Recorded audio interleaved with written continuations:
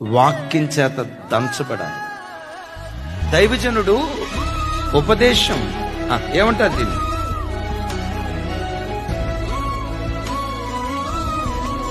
గొడ్డల.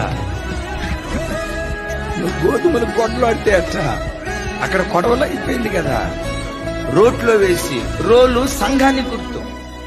దైవజనుడు వాక్యమనే రోకలి తీసుకొని ప్రజలను దంచాలి. శుతి మెత్తగా కొడితే గోధుమలు మెత్తకావు, పై దెబ్బలు కొడితే అది మెత్తకావు. ఒక విశ్వాసి దేవునికి నైవేద్యంగా మార్చబడాలంటే ముందు మెత్తని పిండి కావాలి. మెత్తని పిండి కావాలంటే చూడండి, బొజ్జగిస్తూ లాలిస్తూ దానికి నొప్పి తగలకుండా శుతి మెత్తగా దెబ్బ కొడితే ఆ గోధుమ గింజ రూపును కోల్పోయి మెత్తని పిండి కాలేదు.